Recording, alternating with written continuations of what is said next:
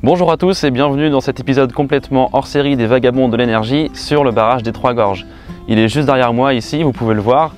Ça fait à peu près 10 ans que j'entends parler de ce truc de dingue, donc je pouvais pas passer en Chine sans aller jeter un coup d'œil.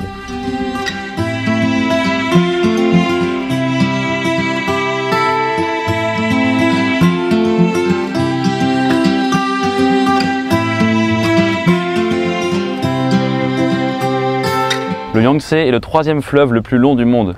Et comme en Chine il y a pas mal de monde, je vous le cache pas, un habitant sur 15 de la planète vit directement ou indirectement grâce à ce fleuve. C'est juste hallucinant. Construire ce barrage a donc provoqué un impact énorme sur la population qui vit ici et sur tout l'environnement du fleuve. Il a été construit pour 3 raisons principales.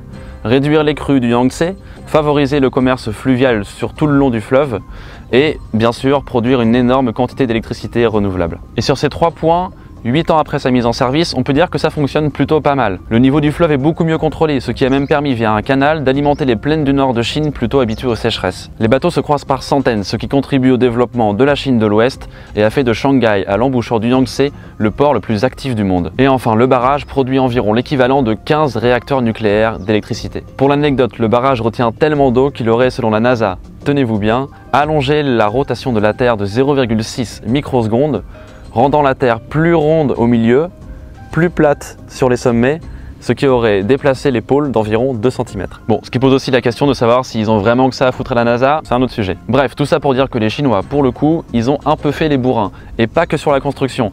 1,3 million de personnes ont dû être déplacées de leur domicile avant de pouvoir remplir le réservoir. Alors, on leur a pas demandé vraiment leur avis en fait. En Chine, c'est bien connu, on se sacrifie pour le bien de la patrie. Il n'empêche que dans ce pays où d'habitude on fait plutôt profil bas, le déplacement des populations a provoqué d'énormes manifestations, réprimées pas franchement tendrement. Les habitants des rives du fleuve étaient pour beaucoup des paysans. Et on les a déplacés dans des villes modernes, fraîchement sorties de terre, juste au-dessus du fleuve, mais parfois aussi très loin, dans des régions où on ne parle même pas leur langue. Beaucoup se retrouvent donc sans emploi, avec un faible dédommagement offert par l'État, que certains ont pu reconvertir en promesses d'emploi, mais dans des entreprises qui pour certaines ont fait faillite sans aucun recours possible. En plus de ça, depuis la montée des eaux, les glissements de terrain sont de plus en plus fréquents, obligeant certaines familles à déménager plusieurs fois, et des villes entières sont encore à déplacer pour anticiper les futurs problèmes. Et là, je vais devoir trouver un autre endroit, parce qu'il se met à pleuvoir un peu trop fort, trop cool. Allez hop, changement de décor. Je me rappelle plus qui m'a dit que septembre était la bonne période pour visiter les Trois Gorges, mais si c'est toi, t'as intérêt à bien te planquer.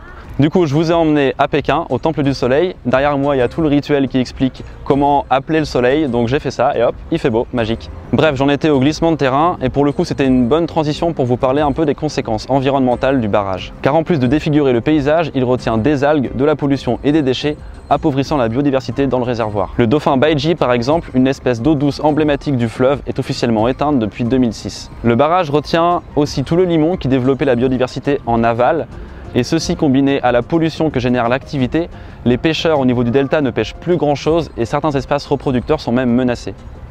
Notons aussi les agriculteurs qui sont délocalisés sur les flancs de montagne et qui trouvent là des terres moins fertiles. Pour conserver les rendements que leur impose l'État, ils sont obligés d'utiliser des pesticides qui se retrouvent directement dans les eaux du Yangtze. Allez, juste pour terminer, une petite touche culturelle, plus de 1300 sites ont été engloutis par la montée des eaux.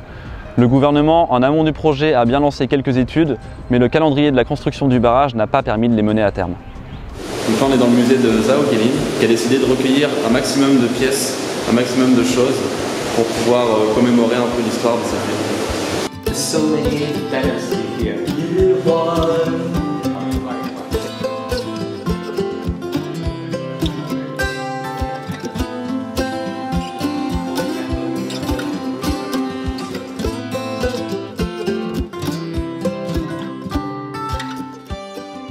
Bref, pour conclure, cette énergie générée par le barrage n'est vraiment pas sociale ni verte, mais pourtant elle est bel et bien renouvelable.